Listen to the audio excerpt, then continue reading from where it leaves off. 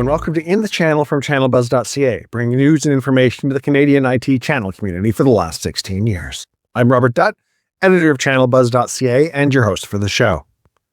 If you sell endpoint hardware or if your customers buy it, you already know that this year has not been a quiet year on that front. Memory prices have surged dramatically. Some analysts are projecting cumulative DRAM and SSD cost increases well north of 100% by year-end.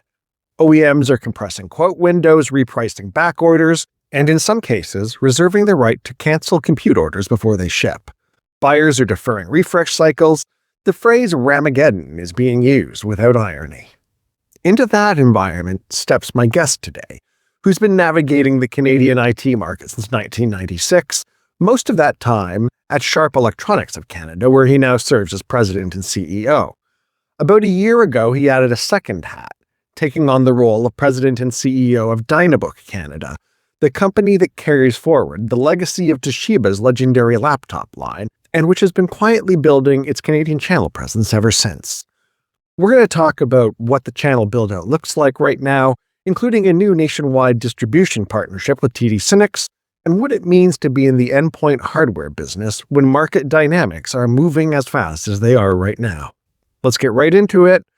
My chat with Carmine Cinerari.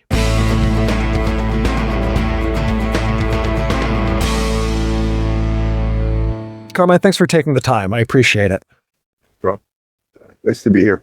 Let's start with the TD SYNNEX announcement from earlier this year. For folks who maybe aren't as familiar with Dynabook, can you give us a quick picture of who Dynabook Canada is and where you've been going to market up until now, as well as what adding TD SYNNEX actually changes for your partners on the ground?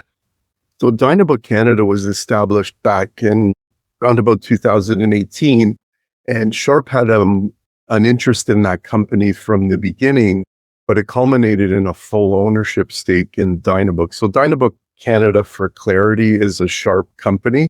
Dynabook itself globally is owned by Sharp. We're 100% shareholder. It does currently operate as a separate company, but in Canada, amongst other integrations we've done, being a smaller market with kind of a unified go-to-market strategy. So I took over as CEO of Dynabook in 2025, April 1st, 2025, and it was really a result of the retirement of the past executive who happened to be the CEO of Toshiba Canada for a long time. And it just made good business sense to, we haven't legally integrated the two entities, but we operate them as two separate entities. I just kind of concurrently run Sharp Canada and Dynabook Canada. And the business historically was predominantly public sector and direct, less channel focus. So the TD SYNNEX initiative is really a result of aligning the strategy closer to what Sharp does in Canada.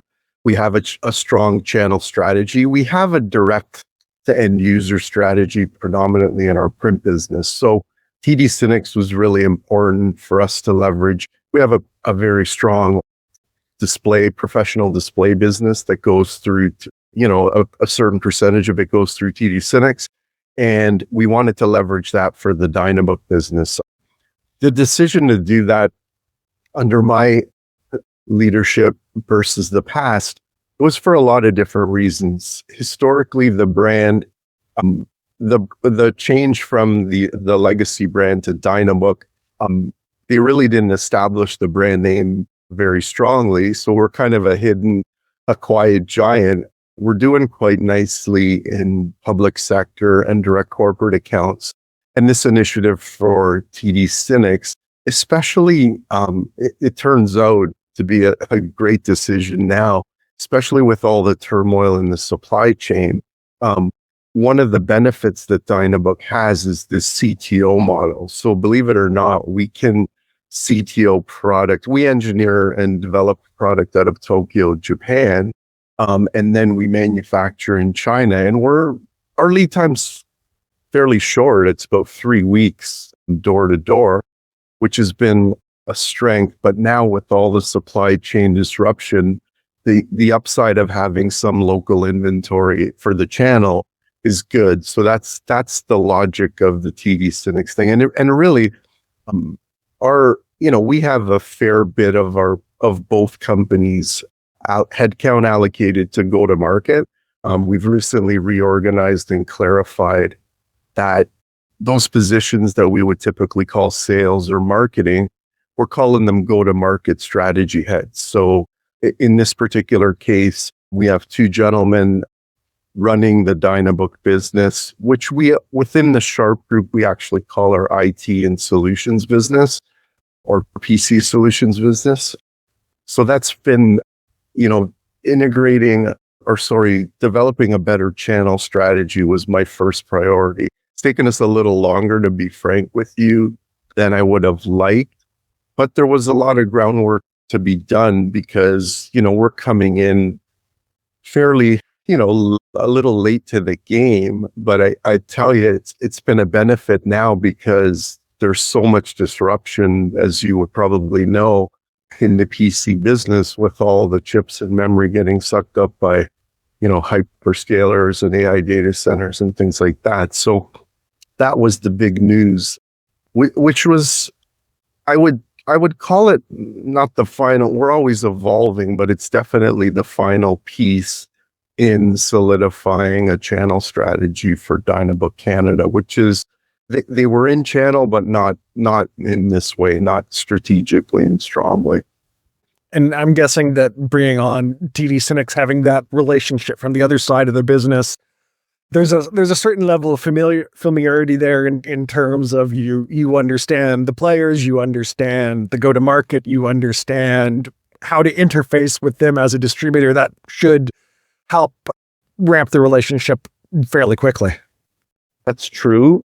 One of the things I would tell you, and it's sort of built into me, is I've learned a lot in the last year too about the differences between the PC business and the AV display business. It is different. Some of the, TD SYNNEX is calling on, thousands of accounts. And we're, in the accounts that we're strategic with, we do a great job with them. And now we're learning on the Dynabook side, those possibilities are there. But I think one of the benefits of Sharp in Canada and now Dynabook in Canada is I actually don't like the concept of one size fits all for the channel, even through TD SYNNEX, even through our direct accounts, even in our print business, whatever business, we can get fairly creative. Like we're a full-on local company. We carry our own balance sheet. We don't report into a US executive. We're a consolidated subsidiary of Sharp Japan. So it's a real blessing. I mean, our employee diversity is very strong. Our tenure diversity is very strong. I mean, I've been with Sharp for 30 years. I started when I was 27, but we've welcomed probably 25% of our current workforce in the last 2.5 years. So post-pandemic, we didn't have, we had a little bit of attrition during the pandemic, but no downsizing, which was really good. And then we've had to fill open headcount over the years. So I was thinking one of the questions was, what's it like being in the hardware endpoint business? And you might think I'm off my rocker, but it's a lot of fun. It's just dynamic because in the case of Sharp, I think we're unique in the sense that we're selling full-on print devices and almost production print level devices. We're selling A4 printers. We're servicing all these devices. We're still in the consumer products business and appliances and air purification and even calculators. Then we have a full-on commercial display business, a full-on PC business. So it's a fun place to be because of the diversity of the products we sell and the different channels we play in. It's been a great thing, and it keeps you going. I mean, it keeps you on your toes. I added with the Dynabook office being in Tokyo and the Sharp office being in Osaka, the trips to Japan even get a little bit more interesting because we spend time in Tokyo and then we spend time in Osaka. So it's been good. And the team, the culture alignment of the different teams after a year, I'm proud to say it's very strong. So the view of the channel, the service and support that we provide to the channel, we've really put like a very strict emphasis on serving the channel and letting the channel act. I think this is sometimes an underused or an undersaid point.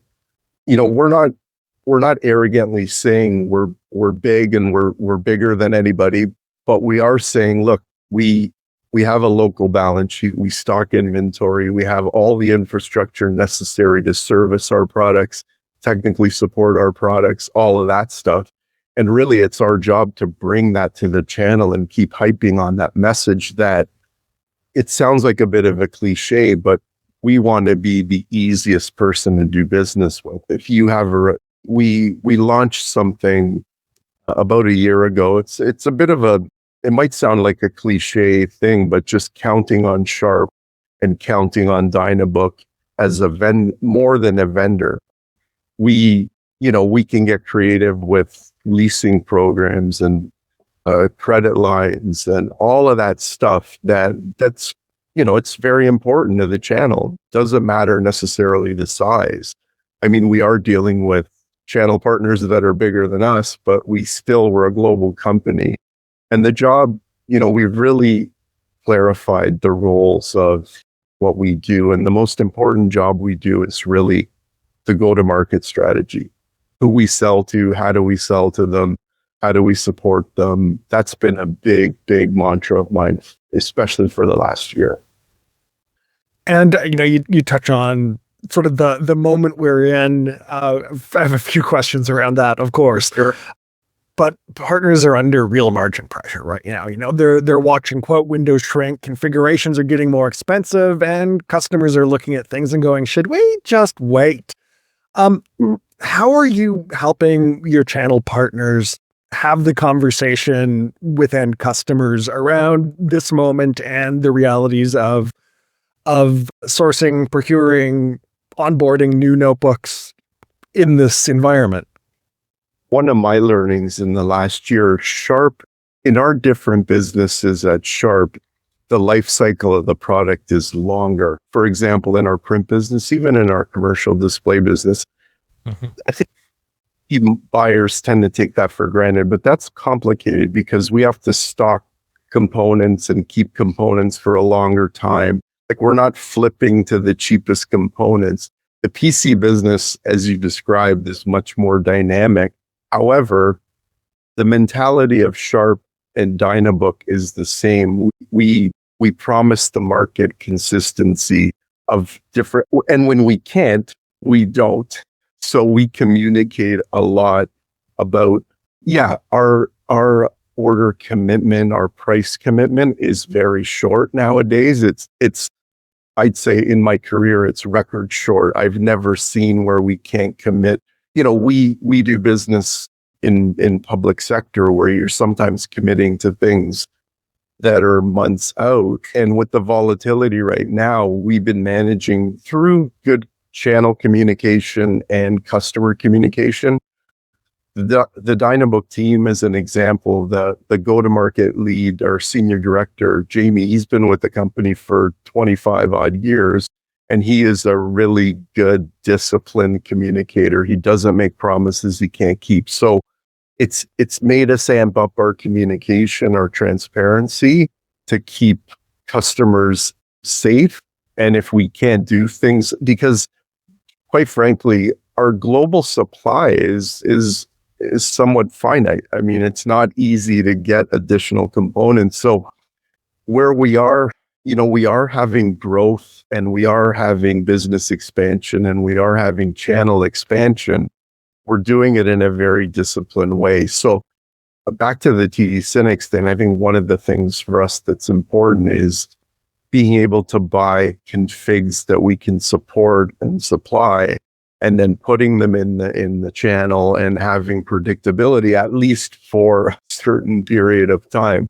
I don't I don't necessarily claim that we would be way ahead of a competitor or way behind, but the company, in terms of keeping its promise to the market and communicating when we can't do something or can do it, that's been on the sharp side for me personally. That's been our secret sauce because, we are a big company, but we operate very flat. And I think it's a bad day in any company when you break a promise to a partner or a stakeholder or whatever. And the culture of our company isn't to do that. So the Dynabook team actually integrated quite well in that regard because, as I said, I mean, we've been doing a nice, we do public sector business, we do tenders, we do education, and these things require discipline about what we can commit to and not. So it's wild, but we're the buffer between, in my opinion, as a sales company, our job is really to buffer the madness to the customer. And that's what we try and do. We can't shield them from the industry. This is a global phenomenon, but at least we can communicate well about what we can commit to and what we can't commit to. And more to your direct question. I mean, you've seen price increases in the market. You've seen lack of supply in the market. Yep. Dynabook's not immune to any of that. Are we about the same competitively? Yes, we're the same competitively. I think we're just more excited about this expansion into the channel and chasing new customers and new business, but in a disciplined way, a very disciplined way, because we have to. We don't have a choice. If we just go as a typical chasing sales with no discipline, we're going to disappoint people. So we're kind of stuck on not disappointing anyone or giving anybody a mixed message if we can't do something. So IDC has made the case that in the current environment and what they expect to be seeing in terms of memory prices and all that, larger OEMs with bigger supply chains will probably tend to fare better than smaller and regional players. How do you think about that dynamic? Do you see it as a disadvantage, or is there actually an argument to be made that a more focused, channel committed player kind of navigates this differently than those who are the big three computer vendors, or those who are in the best seats right now, which is of course the hyperscalers because they're getting all the processors? That was a direct question that I asked my team. It's a fair question. And the feedback that I get is that it's an opportunity for a smaller player. We tend to be fairly nimble. As I explained, we're one of the few, if not only, Japanese companies doing our own design, our own engineering, and making these products in our own factory. The upside of that, one of the big upsides we found in public sector is the security. We do a lot of high security PC work. So we're not the biggest, obviously, that, but we are very nimble. And our team, we're coming off a very good year, actually. And the team doesn't feel that all this mayhem is not an opportunity. I want to phrase it carefully. The big companies tend to have a lot of confusion during times like this, where we're very focused, we're very flat, we're very humble in our approach to the channel. So we think there's opportunity to be had for a brand like us. We're not new in the market, but to some of the channel partners we're talking to, we're new. And I think the culture of the company about this one size doesn't fit all approach, I think is going to be a strength. That the channel, some of the partners that we haven't spoken in for years for different reasons, are going to be refreshed with that approach to help them. We're not going to necessarily take hundreds of basis points of share from anyone, but we definitely have an opportunity to grow our business because some of the long-term relationships that we have are pretty solid. Plus, all this new business development activity within the channel, I think, is going to result in good things. So I think the direct answer is in this case, I'd say smaller is better. For me, it just, I have this experience in other businesses where we tend to do things and keep our promises that every company says they do. In my opinion, and based on feedback from the channel, we tend to have that reputation. The other thing that, being a new leader in a PC business, I've been running the company for a while and looking at the company from the outside in rather than the inside out. So I could say, we've got supply chain disruption and we've got to increase pricing and we got to do all this stuff. Factually, I think that's true, but looking at it from the outside as a partner, we have to manage the mayhem for the partners and just communicate well about what we can commit to and what we can't commit to. And again, I think for me, with the relationship we have with TD, it's important because, we have ability to stock inventory. And if we can take advantage of purchasing good configs that have good turns, we would put that in inventory, where our model up to now really hasn't been to do that. We've been predominantly, Rob, build to order, predominantly, not 100%, but up there. Well, and in that vein, if we were having this conversation up to, say, 6 months ago, I probably would have been leading with questions about the AI PC refresh and that side of things. That story's changed a little bit over the ensuing time, but the Copilot Plus requirements start at 16 gig of RAM, and that's a minimum. And that's at the exact moment RAM is as expensive as it has been in a very long time. Maybe you're a little bit insulated from this, the legacy as CTO, but I'm curious how it is shaping how you think about your product lineup that you're bringing to market, as well as how it's shaping the conversations you're having about AI PC and the opportunity there with both partners and their customers. If you had asked me, if we had talked 6 months ago, I would have been 6 months in the role. And the transition I got was very nice and typical. It wasn't long. I had known the previous CEO. He's been working in our facilities for years. So it was, you're set up to win. AI demand is going, or AI conversion is going to, increase adoption.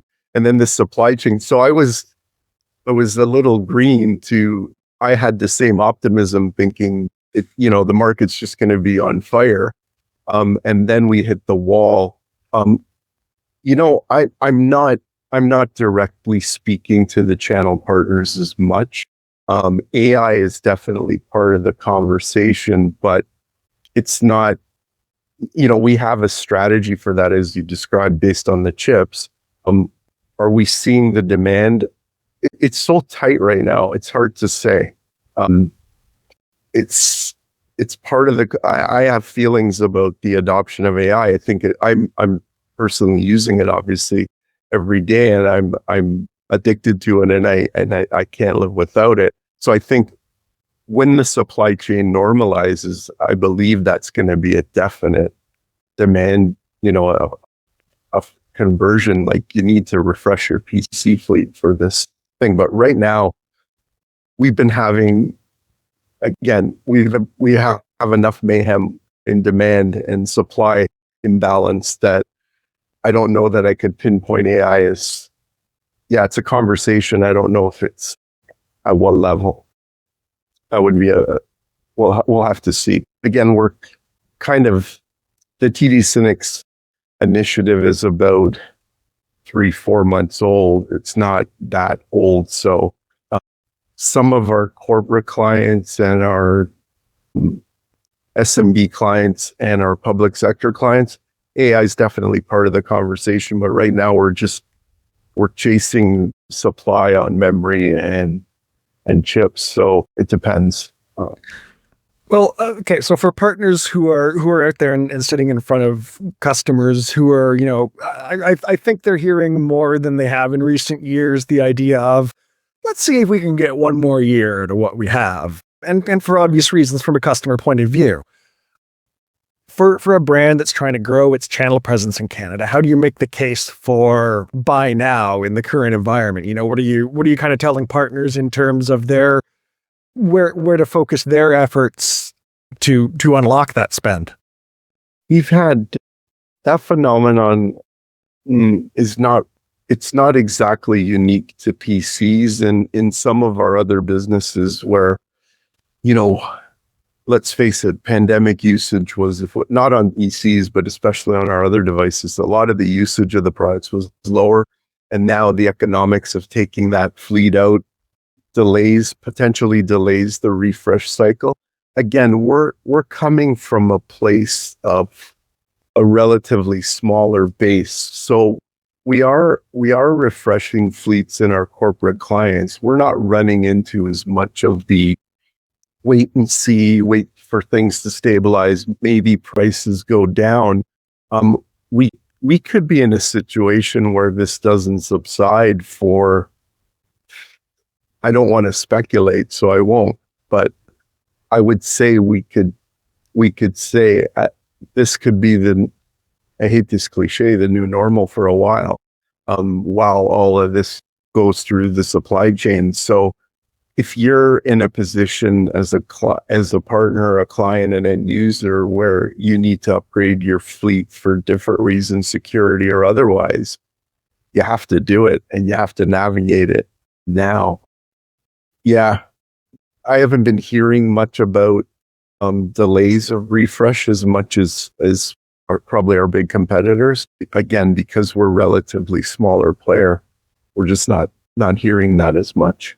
Looking at the rest of the year 2026 from where you're sitting, what are you watching most closely in terms of the market, the macro effects, those sorts of things? We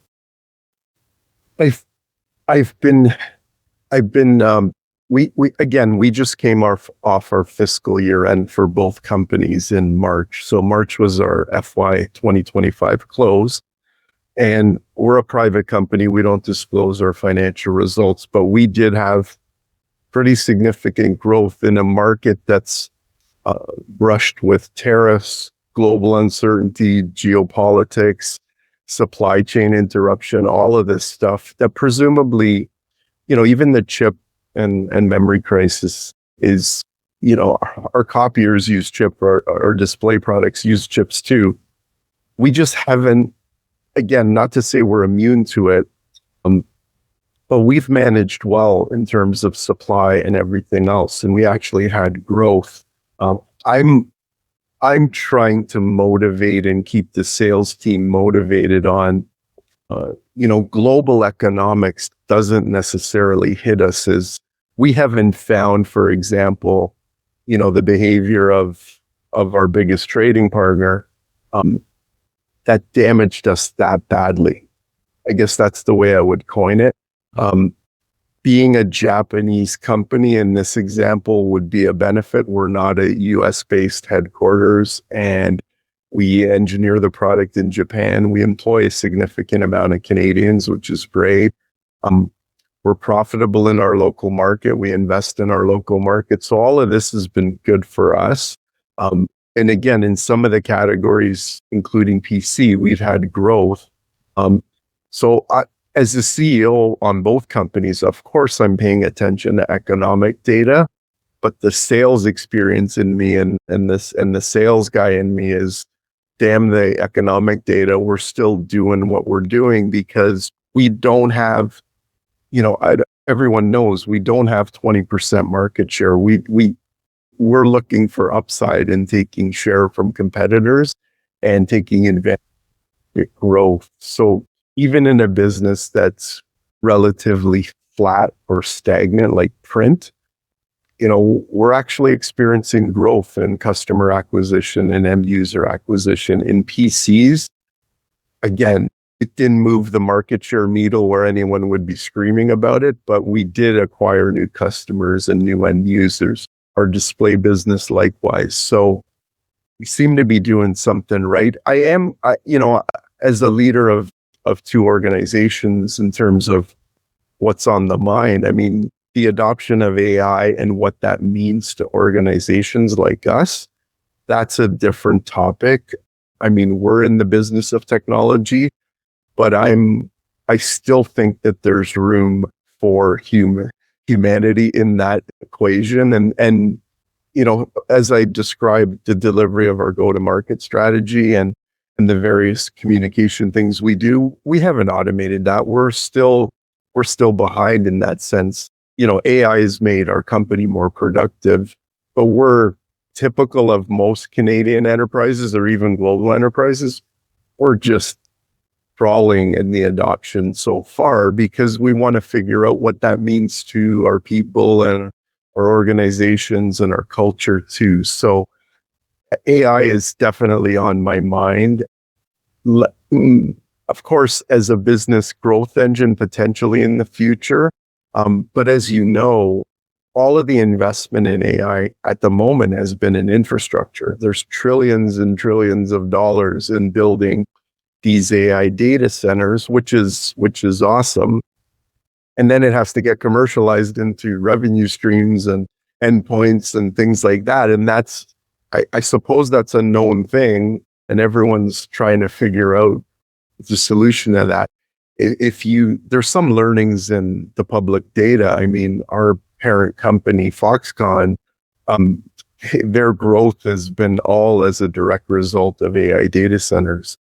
They have a lot of specialized manufacturing and know-how, and their procurement power is quite big. So they've been able to, huge revenue increases.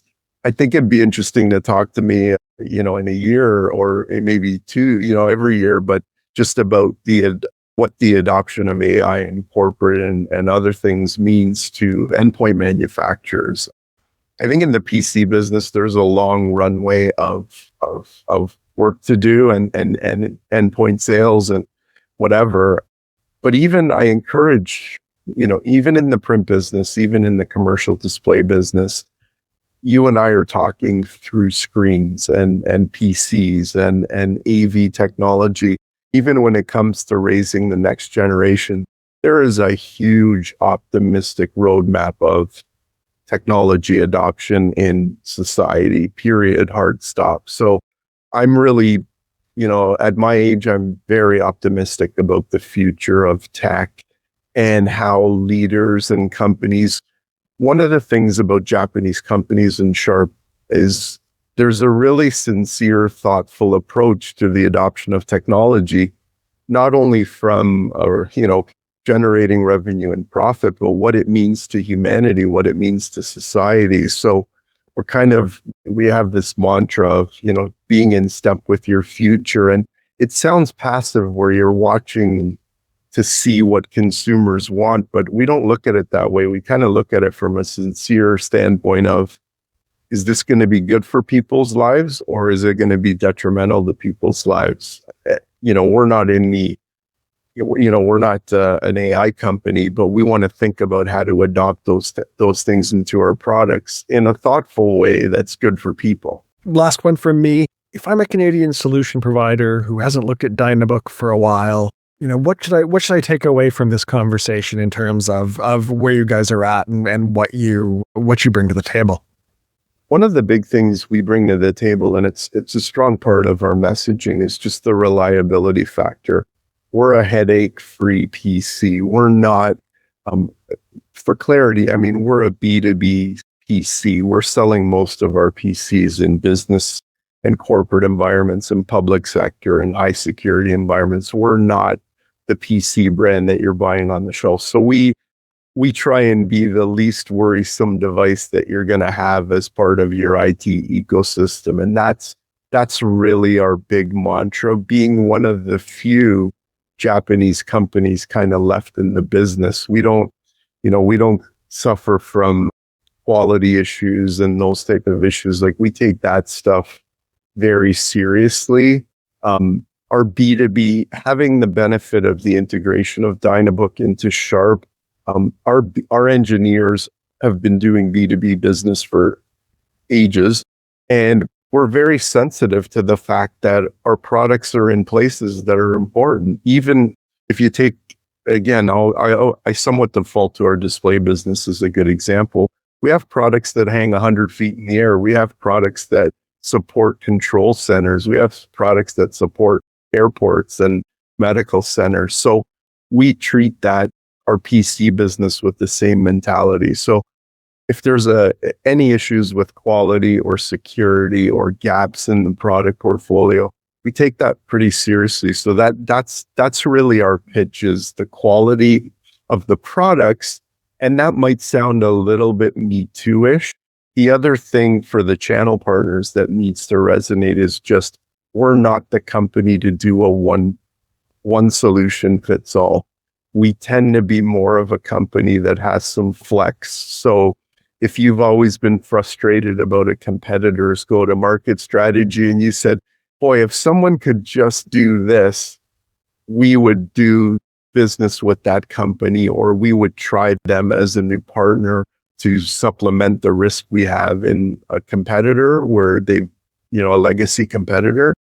That's the kind of company Dynabook and Sharp are, where we can go to the market where you'd be shocked at how flat we are and how quick we can move for the right opportunity.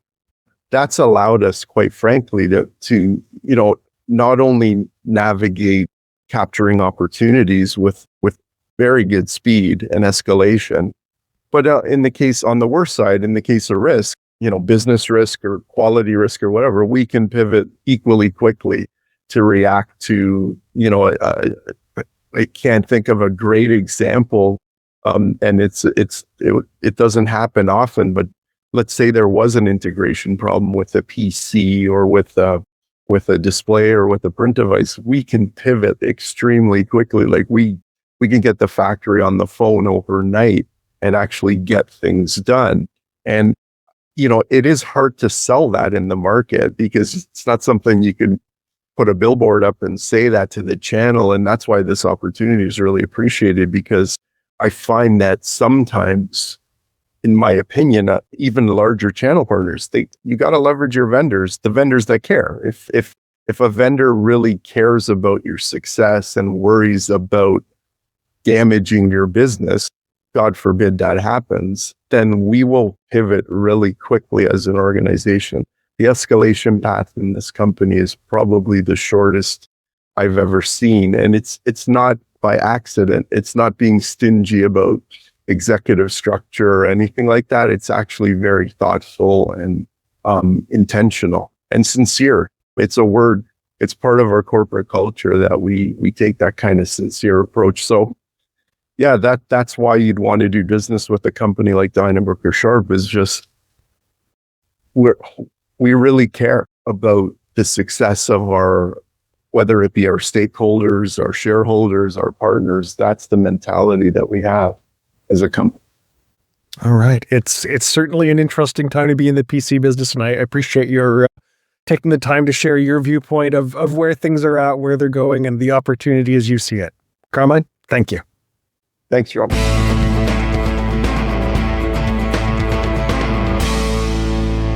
There you have it, Carmine Cinerari from Dynabook Canada. I'd like to thank Carmine for his time today and for being pretty candid about what the market looks like from where he sits.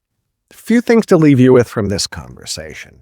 The headline around Dynabook right now is the TD SYNNEX distribution partnership, but the more interesting story underneath is what Carmine described as a delicate shift from a public sector and direct focus model towards a genuine channel-first approach.